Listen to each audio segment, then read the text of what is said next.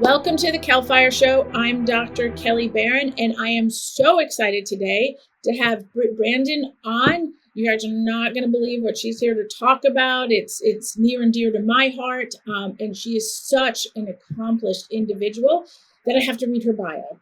I can't just tell you about it. So first, welcome, Britt. I'm so excited. And let me just tell them a little bit about you and then hand the mic over to you. Perfect. Britt has been in the wellness industry for over 20 years. She has published 23 books on a variety of health-related topics. And her latest book, She Rises and Thrives, Loving Life in Recovery, draws on her professional experience as a health coach and her personal experience as an abuse survivor in recovery from addiction. And Britt is on a mission, I love this, to help women worldwide love our lives in recovery. So welcome, Britt. Very excited again to have you. And, why don't you go ahead and tell us all about yourself?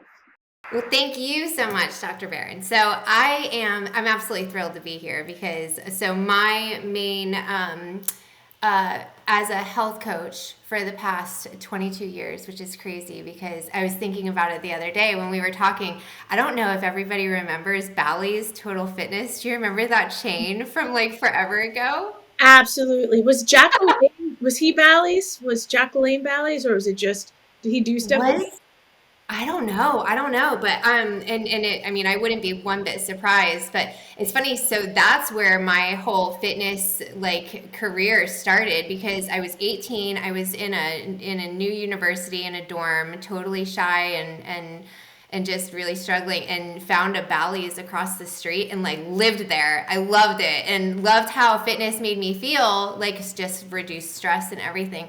And it was funny because they just offered, they were like, "You're here all the time. You want a job?" And so I became a personal trainer then. And so in the 22 years since then, I've worked with primarily women over the age of 40. So I'm happy to be here and be able to, like talk about not only, health and wellness with fitness and nutrition, but also this book has really been a passion project of mine for so long. And just in the past 6 years, since I myself have been sober and in recovery, the foundational principles that I present in this book are what I credit with my success. And I just wanted to be able to share not only the strategies that I've had success with over 10,000 clients worldwide in those 22 years that I've been in this health and wellness industry, but also for me, for just being able to, rise and thrive. Well, I think this is incredible, the work that you're doing. And obviously, I said in the beginning, it's near and dear to my heart. So if you don't mind, and if you do, totally understandable, can you give us a little insight when you say as a survivor of abuse and then in recovery from addiction? Absolutely. So I was married young, and I there were red flags in the beginning, and then like a lot of women. I was actually just speaking with somebody yesterday who they found out that her cousin, who had been in a 20-year marriage, was physically abused the entire time, and they knew nothing about it. And that's one of the main things is we kind of suffer in silence, and it's embarrassing, and who knows where the shame and guilt come from. But that was my reality for 14 years, and I had 3 little kids in tow. And when I left that marriage, it was very scary. We were homeless and hopeless, and that's my addiction to alcohol really started, in the last couple of years of that marriage. Just I wanted to be numb. There was like you couldn't escape anything, so it was just like you just wanted to be numb and not have to face anything. But luckily, and everything got worse before it got better. But when we left that, when my kids and I moved out on our own, we ended up getting our own place. And my ex-husband was not ready to let things go, and so he actually like broke into our home, and it was a whole disaster. But he ended up being imprisoned for that, and it was absolutely wild how our life was turned upside down, but then we were able to have the peace that we needed in order to just start fresh and be able to move forward in all new ways. And that was the beginning of my sobriety. And since then, I've been able to just, we have, collectively, I call us like the perfect team because I have 3 amazing kids, but we've all had to do a lot of healing all together and then individually. And, it's been this incredible process that, not only in terms of the addiction recovery, but also in terms of the abuse recovery, because there's just so much trauma, and to have to face it sober is so scary, and to process all of those feelings and emotions. And even just last year, it was funny, I was talking to my counselor, and he was like, I think this is grief, because I was like, I don't know what this is, and he was like, this is grief. And I was like, no, I already did that. And he was like, yeah, no, that doesn't work like that. So it's really interesting how everything kind of, you move through things, but being able to do so without, being under the influence just makes it a totally different reality. What was like the main catalyst? What was the moment that you were like, I can't deal with this. I can't numb this. I have to face it, and I need to. Yeah. We tried co-parenting for a little while, and it was disastrous. And so there was a day, and I'll never forget it. And I actually write about it in the book, because it was literally the turning point. And so I had gone to go pick up my daughter from one of her friends' houses, and was on my way, and called the dad to let them know that I would be there momentarily. And he was like, no, her dad already picked her up. And so I called him, and he was like, I'll do whatever I want. You can't do anything. And if you want to try to get your lawyer, then, and called her expletives, and was like, whatever, you're not the shot caller. And I drove home, and I felt so defeated, so hopeless. Like everything was just like a disaster. And there was a bottle of wine that was sitting on my counter, and I was like, I could just drink this whole thing, and whatever. And it was just like every option was awful. Like I was exhausted. I was without hope. Like I'm covered in chills right now just even thinking about it. But it was like, there's nowhere to go. There's nothing to do. And like my life is out of control, and I'm out of control. Like there's like no hope. And I was never, contemplating anything serious like suicide, but there was just no hope in anything of any kind of moving forward in a productive or a positive way. But I like hit my knees crying in that kitchen by myself, hit my knees, and was like, oh, I need help, and like spoke to God or whoever was going to be able to help me. And it was in that moment, and it's so crazy. It literally felt like 10,000 pounds of concrete were lifted from my shoulders in that moment. And everything got worse before it got better. I mean, I got a DUI just like a week later, and it was the craziest.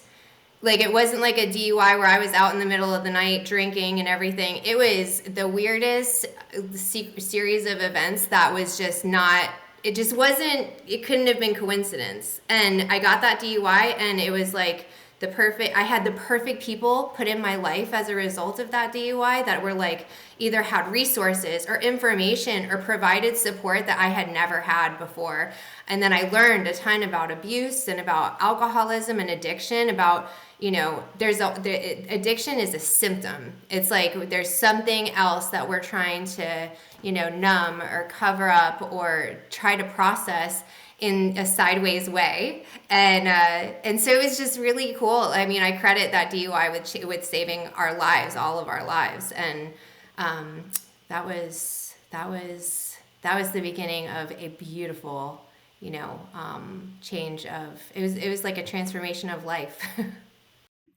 That's amazing. And I always say, like, there has to come some point where the universe, whatever the universe is, Right. intervenes, and it's not this, and a lot of times it's not this beautiful rainbow moment where it's like you have to be, like you said, brought to your knees and it's shoved in your face for you to be able to go, oh, I no more excuses. And I can know, like I said, I wasn't a survivor of domestic abuse. Mine was a one-time random stranger physical abuse. But similar to what you're saying is it stays with you. And I know I was in denial of, I'm not a victim. This isn't, that was nothing. Like I should just be grateful to be alive. I shouldn't whine. I shouldn't cry. I shouldn't feel bad. But I also know that if I had a couple cocktails, it made everything go numb. It just made, the world was just a happier place in my brain, where it really wasn't. It was just denial. But how, when you deal with women, do you see, like, are they going through the same patterns, the same emotions that you went through? I know everybody's different, but do you get that common thread?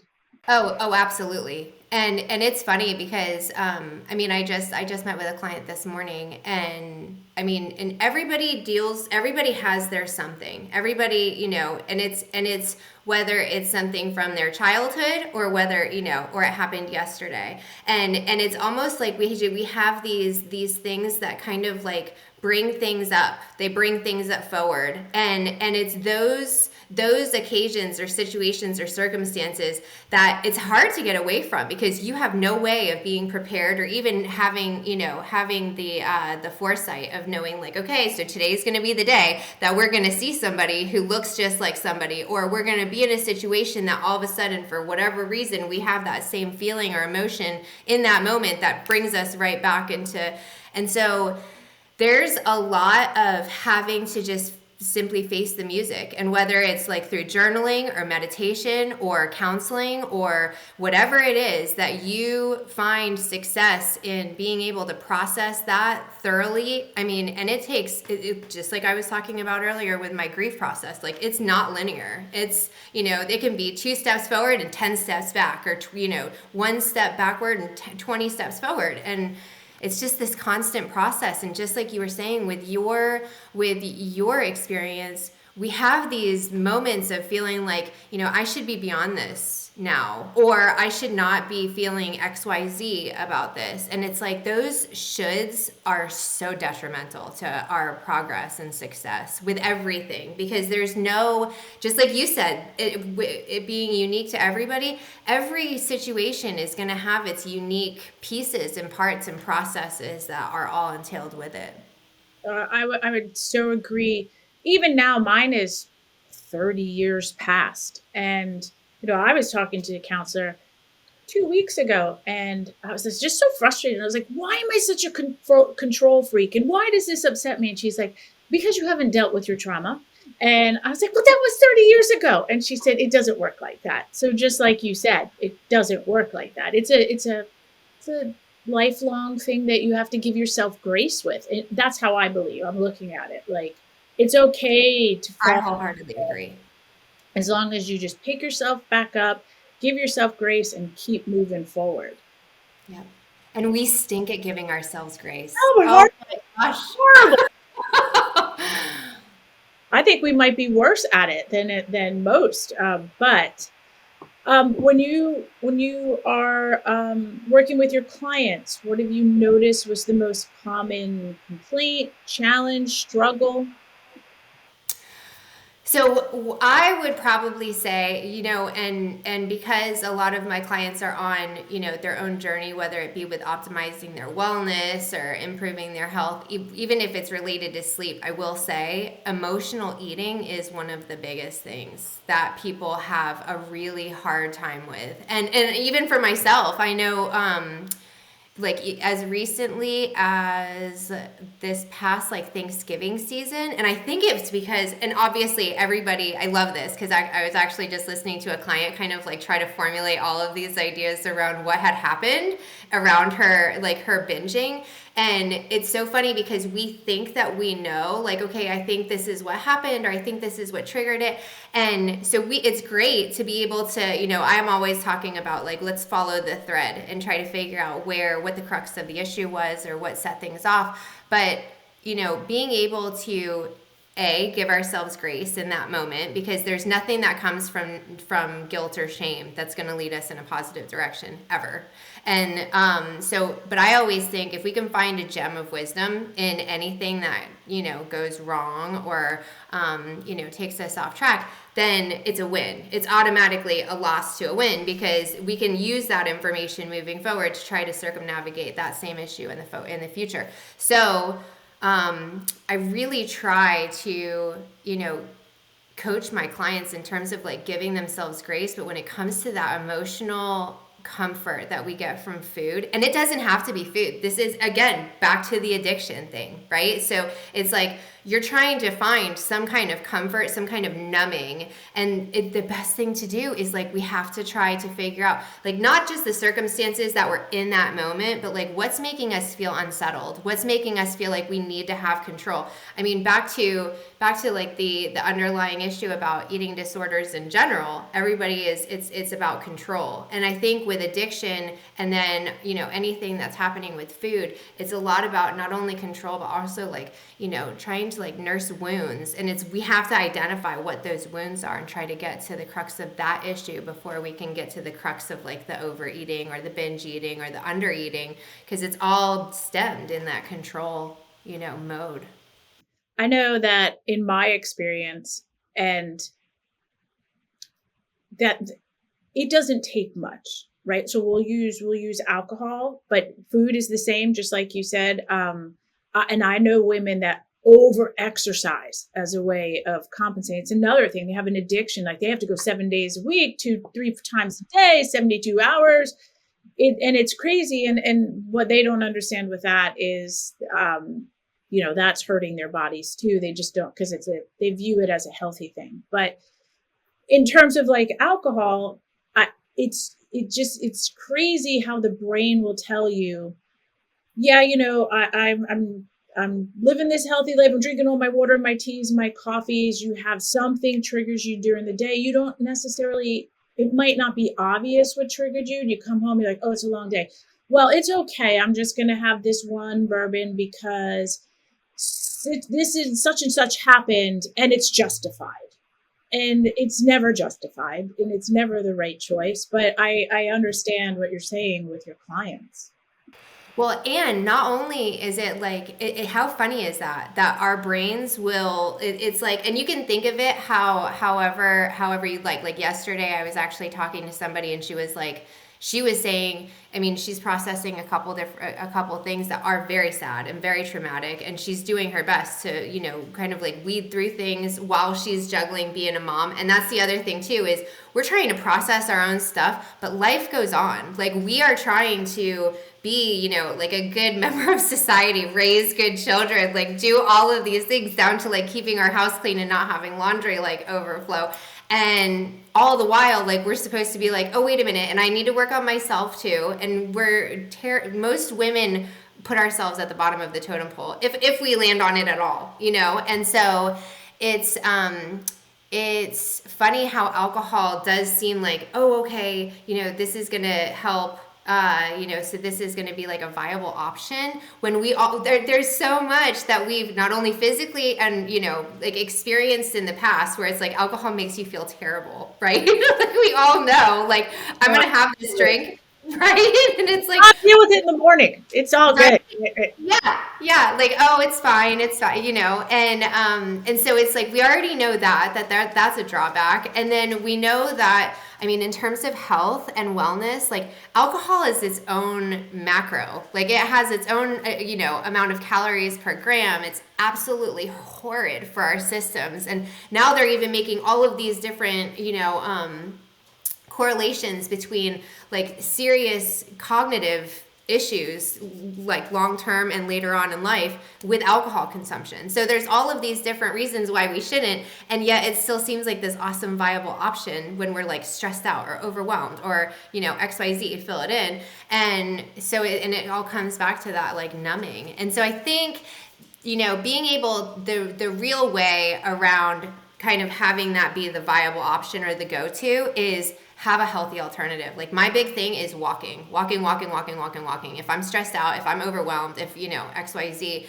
And it's like, it's one of those things, because we all know like exercise is like, ugh, I don't want to do this. And then you feel great about it at the end. So it's kind of like just getting yourself moving, but it's definitely a better alternative to, you know, even having like that numbing experience, or B, like, I don't know how, you know, I love being able to see how some people are able to have like consume one cocktail. That is not my, you know, my people are not, we're not wired that way. So it's like a slippery slope that's just so much easier if it's just avoided altogether.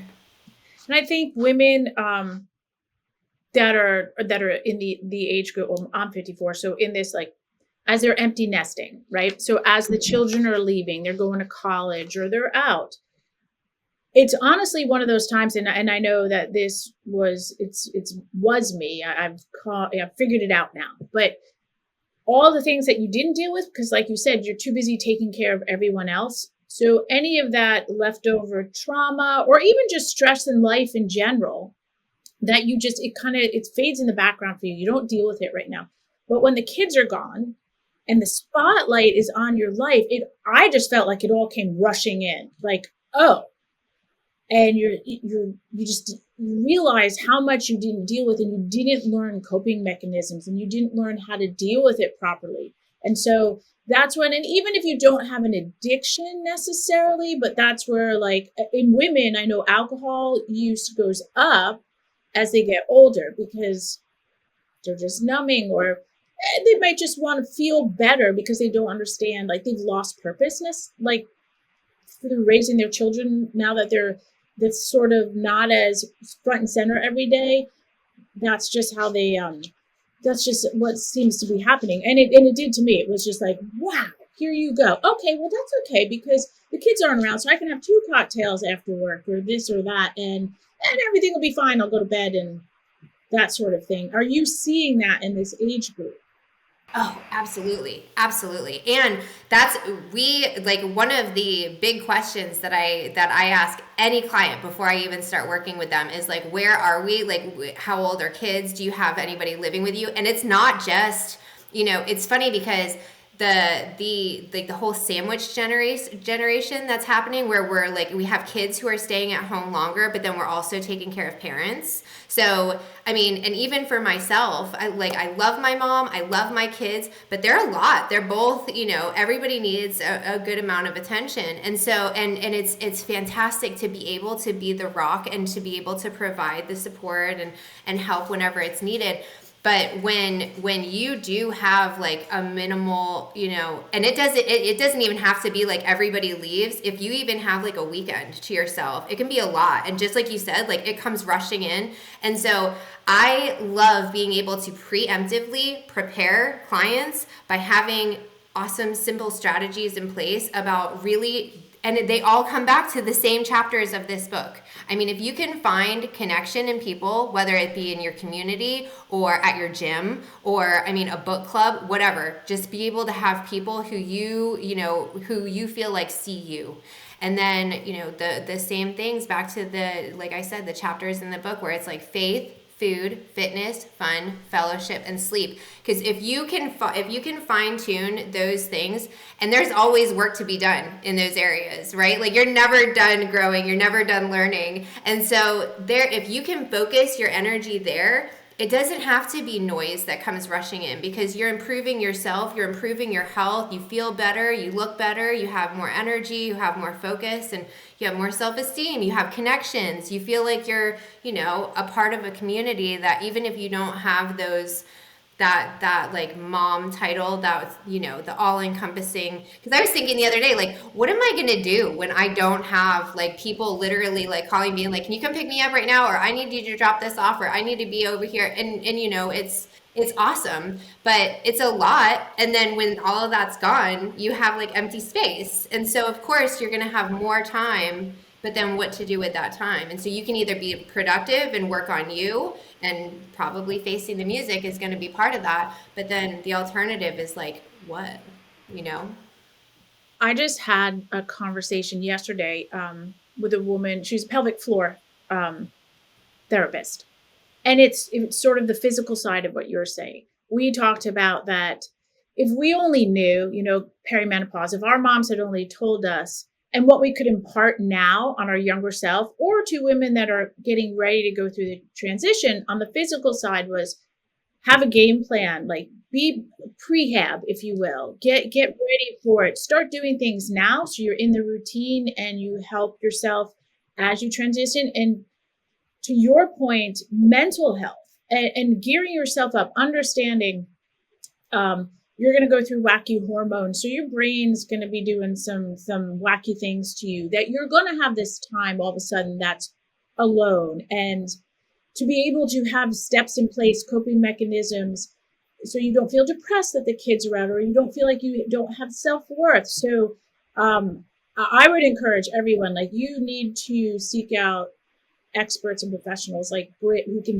help you build this roadmap so that as you transition, you're not going to experience what we're all on the internet right now screaming about, that because no one knows how to help us. So with your clients, or just what you've experienced in general, what is the most effective, you touched on it a little bit, what is the most effective solution you found to dealing with these struggles and challenges in, you know, recovery, addiction, and coming through trauma? So it's hard to suss out one, but I will say nutrition is so impactful that it's hard to not have that be like the biggest and best. I will say, like, if you can focus on your nutrition, it's almost like everything else will kind of like improve enough that it becomes manageable to some extent. I mean, if you think about how much our nutrition impacts how we feel, how we think, how we look, I mean, and it's to the point where if you can make a couple simple changes in terms of, I mean, just even, you know, you don't have to adopt an intermittent fasting routine that's going to be like super limiting and make you feel like you're starving all day, or anything that's going to be overly egregious. But if you can just minimize snacking and just focus your efforts on a smaller, I call it a fueling window, as it, like, so if we split your day of 24 hours into 16 hours of fasting and 8 hours of fueling, that 8 hours is going to give you from, you know, 10 a.m. to 6 p.m. or whatever configuration you want to do, but it minimizes that all day eating.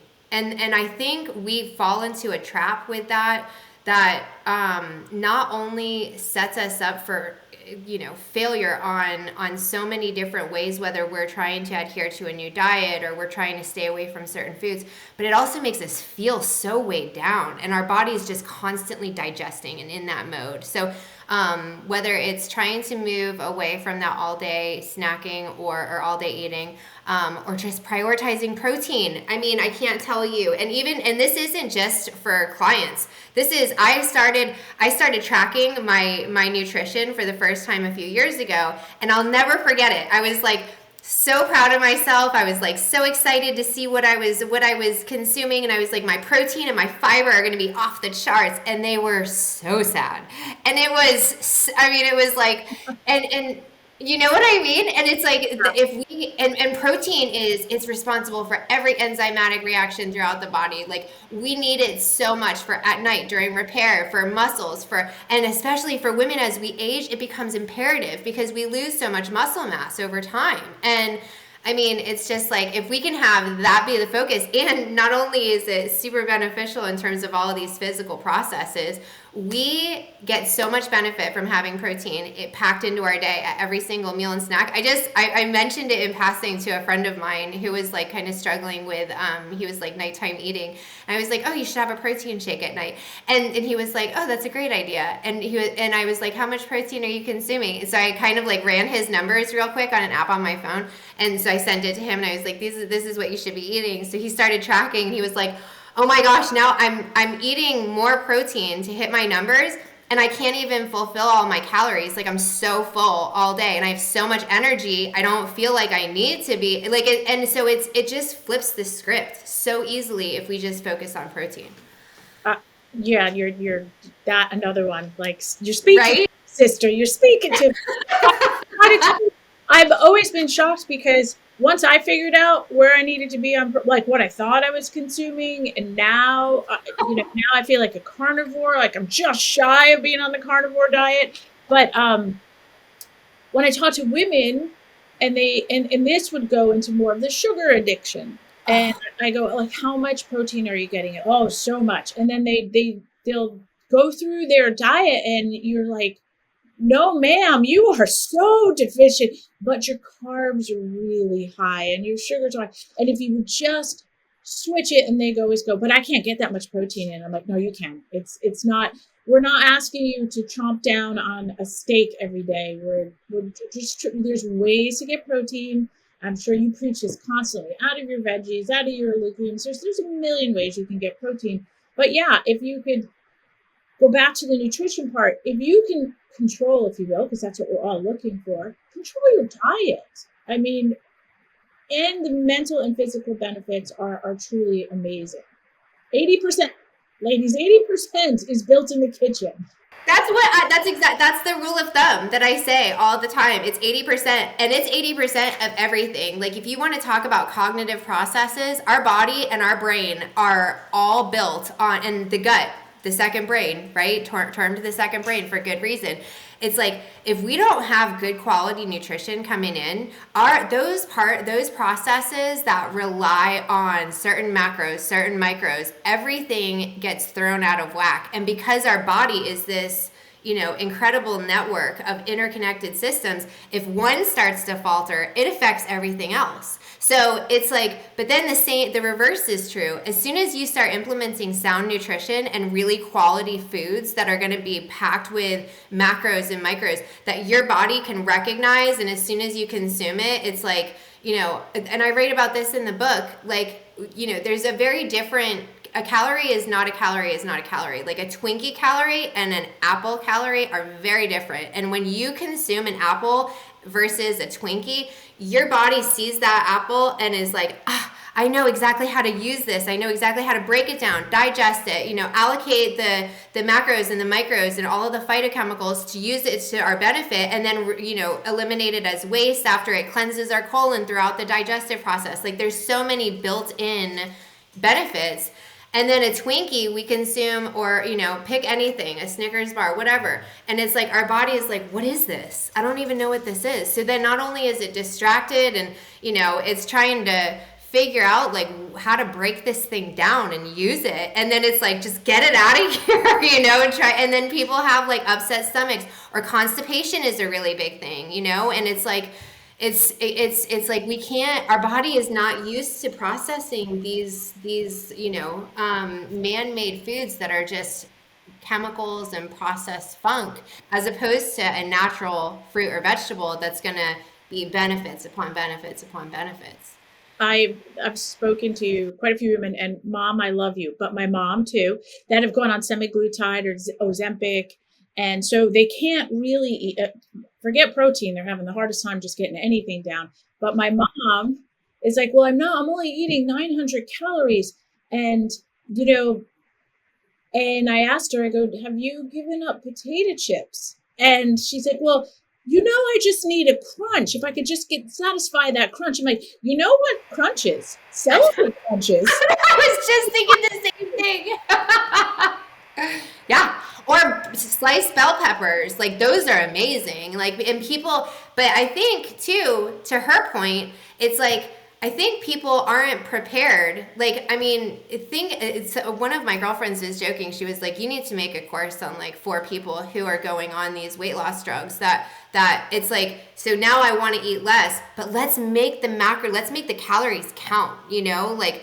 You're working with a very small amount of food, 900 calories. That's super low, but it's like you're gonna be like, what kind of it's a calorie is not a calorie is not a calorie. So it's like we're either eating fruits and vegetables and lean protein, or we're going in a different direction.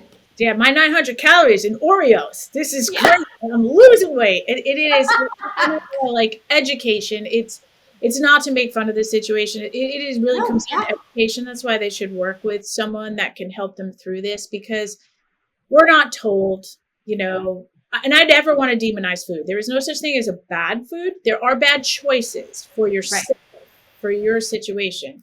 But all right, I want to circle back a little bit and ask you what you think the most leading myth for women today is that it's all about calories. That would, to me, if I could reframe, and we know so much now about foods and about macros and about micros and about phytochemicals, right? So now I think we used to think, and it used to be great that we would focus on, okay, so this is the number of calories that I need to consume each day. So that was fantastic then, because it does make it so that we're at least focusing on portion control and all of the benefits in terms of, making sure that we're not off the map. But to your point, you can eat that. Let's say you have a 1,500 calorie allotment for a day. You're either eating a stack of Oreos and a bag of chips, or we can be eating, salads and, overnight oats and chia pudding, all of these different things that are packed full of nutrition. So it's back to that a calorie is not a calorie is not a calorie. And I think we have so many studies now that show the profound impact of protein on everything. And so with a focus being on keeping our protein high, ingesting really making sure that a majority, of our remaining calories from, the protein's going to take the biggest punch, and then fats need to be next. Like, we need to talk about demonizing. I mean, we have got to stop seeing fat as the enemy, and instead start embracing it as this macronutrient that helps our brains and our hormone production and all in our organs and all of these functions that we depend so heavily on. And then keep our carbs complex as much as possible, just because the fiber in, fruits and vegetables is so beneficial to our gut, to our bacteria, and then to our colon. And all of these things are all concerns for women. Like, they all benefit us. So that would be my like myth debunking favorite focus. Oh, I love that one, because you hear that all the time. Well, I just need to get my calories down to like 1,000, and you're like, oh, you're not even going to be able to function. Why don't you? That's not going to make you skinny. Your metabolism is going to slow down. No. Just eat intuitively, whole foods, the least processed you can get, and please try to eat in season too, so you get the best macro and micronutrients out of your diet. Again, if you have to control something in your life to get over whatever it is, control your diet and your self-care, your fitness. Make that your obsession if you have to do anything. Right? Absolutely. 1,000%. But so I was reading through your work, and I wanted to know if you could explain to me what the truth is. The truth. So back to... touching on everything that we've really talked about today, we have to start taking care of ourselves. Like, that needs to be priority number one. And I know, like, I remember when I was just telling my oldest is 18, and I was telling her yesterday, as we were like doing all of this Valentine's Day prep, I was like, oh, I just loved you. And like, forever, you're always, no matter how old you are, I'm always going to see your smile and think of you as that little cherub and all of these awesome things. And I remember when she was born, and everybody was like, you need to prioritize you, or else you're not going to have anything to give her. And I know we love to say that and whatever, but everybody wants to also prioritize like a clean house, and, that the kids are successful, and that, academics and sports and dinner is done, and like Like I was reading something the other day and it was like, just don't forget, like homemade dinners and having them means that your kids aren't having sex at an early age. And it's like so much pressure to, like all of these things. And it's like, so we do put ourselves last. And so one of the things that I think is going to be the best truth for us to accept is that we can like practice self-care, and it doesn't mean that we take an hour-long bubble bath with, surrounded with candles. But if we start prioritizing what we put in our body in terms of food and then how we move our body, like I have a client who is she specializes in trauma. She's a PTSD counselor, and she has all of her clients walk. Just walk. And I'm not going to be able to think of the name now, but from the left and right repetitive movement, we're able to process trauma in our brain. Like it just does so on its own. And so we get so many benefits, even just of walking. And I tell my clients all the time, like, they're like, I don't really, want to run. I'm like, no, let's just walk, practice mindfulness and walk. And, those are, whether you have faith in like God or in the universe, like, try to take time to connect with, nature and like celebrate being appreciative or the good things in life. Like those things are self-care. Do you know what I mean? We think of it being something else, and it's like, it doesn't have to be that. It can be, other things that benefit us. 100%. Just like, if you ever just go for a walk, not even for the fitness benefit, but you just go for a walk. Like, I'm just going to go for a walk. Stop and look at like a squirrel. I know. Anything. And you can become mesmerized. And if you sit there for a while and you just look and interpret, what are we doing? This is nature. All of a sudden your head just clears. And I always tell folks, especially people who are not, fitness is a dirty word to them. Yeah. The best thing that you can do is go for a walk. Like, make walking part of your routine, your daily routine. It's low stress on your body. It's great. And for all the reasons that you said, your hormones, everything starts to just, balance out and relax, because you're pulling your cortisol, your stress hormone down, which I know you brought up gut health and sleep. And so I know you probably love to talk about cortisol. Oh my gosh, I could literally just hold an awesome I lecture my clients about cortisol all the time. I'm like, if we do not help your body in this area, it's a losing battle. And that's another thing about sleep. Like, I know, like, I have a friend right now who, bless her heart, she's pregnant with twins, and she cannot sleep for the life of her. And from working with me for so long, I emphasize the heck out of sleep. And she's like, I just need to be able to sleep. So we really started focusing on like a couple different things that she can start doing. But I mean, talk about self-care. When you have a good night's sleep, it's like, not only do you get to replenish and restore all of your body's parts and processes, but just to be able to give your body that rest and that reset of the cortisol levels that could be so sky high and wreak havoc on cravings. Like, everybody thinks that they're completely disconnected, but when your sleep sucks, your diet sucks, because you're constantly craving carbs, because your cortisol levels are triggering your blood sugar levels, and everything is so crazy that you're like, if I'm going to be staying awake, even though my body's trying to shut me down so I can go to sleep, I'm going to be trying to stay awake. I need fuel to stay awake. So it's like all of these crazy processes that get so calmed down with good sleep practices. It's insane. And have you ever this always happens to me, because I do, I struggle with sleep a lot. And I know if I sleep minimal hours, I know if I step on the scale the next morning, it's going to be up, because I didn't let my body do its thing. But on the days that it actually gets some really good sleep, it's like I always wake up, I'm like Snow White, that scene with little birds come and smiling in the sun. I'm like, why can't every morning be like this? It needs to be. And dude, there's going to be some biological processes that are going to hold you back a little bit. But if you can do everything that you can to set the stage, so maybe you don't get 8, maybe you get 6, but 6 quality hours, I'll take it. Yeah. Oh, I just had a client send me a photo of her sleep quality. So she's only been with us for literally 8 days. And so her main focus was inflammation. She came to me for inflammation. And which has, it's been completely overhauled.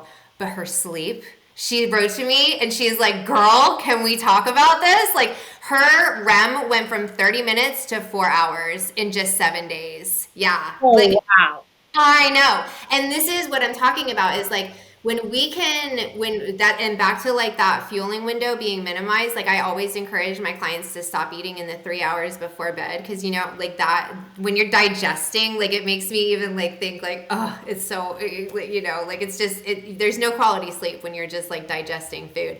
But, in addition to just when you're eating, the type of food that you're eating, it's like, you know, we can, everything is connected. And so when we think of like our sleep being benefited by the type of food that we consume and the fitness that we perform during the day, and you know the connections that we have, that you know you see a girlfriend that you haven't seen in forever and you give her a hug and you get all excited and you have that 10-minute conversation and you have like that skip in your step for the rest of the day and you don't really know why, but it's like all of those happy hormones were released and it's like that's that connection that we need. And you know, and so it's like all of these things kind of come together to really make it so that if you can improve one part, then you start to make improvements in another, and then they all kind of create this self-perpetuating cycle of improvement that's crazy.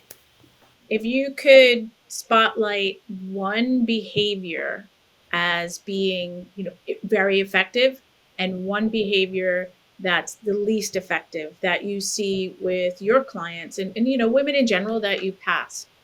Yeah. So the least effective is going to be cutting calories. Back to what you were saying about, so I have had the pleasure of introducing people to eating more food.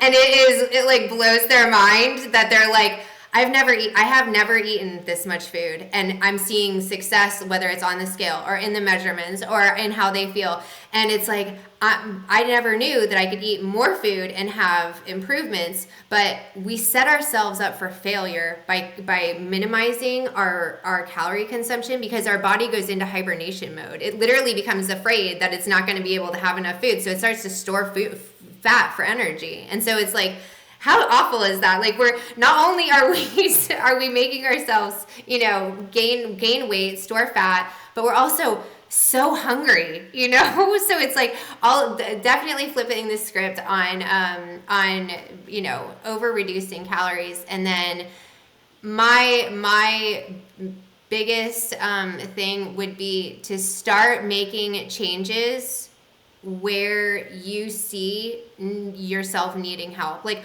I see a lot of people who are like, I'm a triathlete, so I'm going to continue, you know, training. And it's like, that's fantastic, but you're already rocking it in terms of fitness. Like, let's focus over here. Like, how's your nutrition? It's like, oh, you know, like, I don't really want to talk about the nutrition. It's like, well, that's where we need to focus. Like that, let's focus there. So instead, so that would be the other thing about, you know, trying to make sure that we're kind of watering a garden. It's like everything, we need to be tending to everything. So if your sleep stinks, like we need to focus some energy there. If your nutrition is, you know, needing some work, whether it's like the number of calories or the macros that you're consuming, like let's get tracking and start seeing like where you fall, like where do we need to be focusing some effort. And it's like back to that entire the first thing that we were talking about. It's all about facing the music, putting your head in the sand and acting like everything is fine when there's bells and whistles and fires going off. It's like, let's instead focus on what we can be, you know, making changes for. And it makes it so that everything starts to benefit. Absolutely. I think like we're in this age group, right? We've lived a lot of life already and we have a lot of life left to live. Right. We're grown ass women at this point. I mean, we've been through hell. So go ahead, stand in the fire, take accountability. I want women to know like you're strong enough. I know you're scared. I know you have a million excuses. And I think a lot of it does stem from being scared to really take accountability for ourselves. But if that's one thing I could impart on women is stand in that fire, face your truth, take accountability. Yeah, you're going to fail. It's okay. Because every time you fail, you get closer to success. Yes, you just get a gem. You get a gem of wisdom, and it makes it so that the next time you come up against that same situation, like I love when a client like that I started working with goes to like a social, a party or something. I just had somebody, she's like, I have a wedding, like I don't know what to do, and I was like, perfect. So let's set an idea of like how many drinks do you want to have? Let's have that goal be that goal, and then you're gonna have one, and then you're gonna have a ton of water in between, and then if you want to have another one, have it. But you're set up for success there. And then in terms of the eating, like why don't we have something before you go so you're not making decisions out of desperation and just overeating or undereating or whatever the case, like make a plan and like plan to succeed. But it's like we need to you're right, like we need to have accountability, but we also need to know like we're strong enough to do this, yeah, it's and this is our life. Like that's the other thing is that you can always like the convenience store is always going to be there, the drive-throughs are always going to be there, and there's a million reasons and excuses under the sun why we're not going to get up and do a workout or whatever the case might be. But it's like you are with you for the rest of your life, and the quality of the rest of your days comes down to you. And I read something yesterday, like you are the person you are today because of the culmination of things that has happened in the past, XYZ, but mainly the past year. And so the person that you're going to be in a year is depending on you right now to like step up to the plate and make the right decisions. And that's pretty cool to think about. Well, with what you just said there, I was just like, wow, that was like light bulb moment that you are with you for the rest of your life. So you better start liking you and doing things that make you a person that you like, because you would dump somebody for doing the same habit that you're doing because you didn't like it. But you're stuck with you. So unless you plan on dumping you, which you can, but you should probably work on that. Yeah. And if you make it simple and if you make it fun, then it's not something that's boring. Like I tell my clients all the time, if you hate doing HIIT workouts, let's not have you sign up for HIIT workouts 3 times a week. Let's if you love Pilates, let's do Pilates, like I want to know. And like, I love walking. My dogs love walking. Like we enjoy the like 10,000 steps. Heck yes. That's what my goal is. Like I love walking. I'm also a triathlete. So I have to do like the running and the biking and the swimming, but it's like, that's not what like sets my soul on fire. Pilates and yoga and walking are like, oh, I just love it. And I look forward to it. And I safeguard, like I put it in my schedule, and it's like, if anybody tries to take that time, I'm like, I'm sorry, I have a meeting at that time. And it's a meeting with myself, but it's, it's prioritized fun time, things that I look forward to. And the same thing with my food. Like I want people to not see like, oh my gosh, I have to be on a diet. It's like, heck no, I don't do that. Like eat foods you freaking love, but like, let's clean it up and let's make it so that it's good for you. Words of wisdom, that didn't come out right. Words of wisdom, it's really good. Like, and you summed it all up right there. And again, it all boils down to loving yourself and making a commitment to yourself. Well, Britt, you have imparted so much wisdom but I don't even think we scratched the surface. So if you ever would like to come back on and delve even more, I would love that. But I do have 2 questions for you. And in the interest of recovery, we're going to say that if you could put your journey that you've lived, you give it a name of a cocktail or mocktail or anything, does not have to be alcoholic, what would you name it? So you said this, and I would love to be like, it would be slightly sweet, slightly spicy, and something that you would love to drink for the rest of your life. So I'd be an infused water with spicy ginger, cool cucumber, and sweet berries. And then, yeah. That sounds good. Thank you. I like that. I'm writing it down. Right? And then we have the KellFire Show playlist on Spotify. Extremely eclectic. It's all over the place. But I always ask every guest if you could give a theme song that we could put on the playlist to your journey. What would that be? Elton John's "I'm Still Standing." Ooh, I'm putting it on there right now. That's a great song. This playlist has, while it's super eclectic, everywhere rap to rock to pop. There's a familiar thread that they're all very like mantras and themes themselves. And then there's the fireball. There's quite a few people always like, oh, fireball, pitbull, that's me. But outside of that, it's they're all empowering songs, and I think it's awesome. So we're gonna put that on the playlist. I'm very excited. But again, I am so happy I got to talk to you today. That you gave me some serious light bulb moments that when I rewatch the podcast, I'm going to start writing down. I'm definitely going to read the book because I just feel like I'm going to read it and it's going to resonate and I'm going to get some really good information. So I encourage everyone to read it. But if you could let us know where we can find you, social medias, websites, whatever you'd like to give us. So I'll point everybody to sherisesandthrives.com. So it's just SheRisesandThrives, right? So sherisesandthrives.com. And I have all of the social media links, but there you can find my blog, my podcast, and it's just like a cute little, it's not something that's like an elaborate podcast. It's just a walk with me kind of on my walks that I love with my dogs.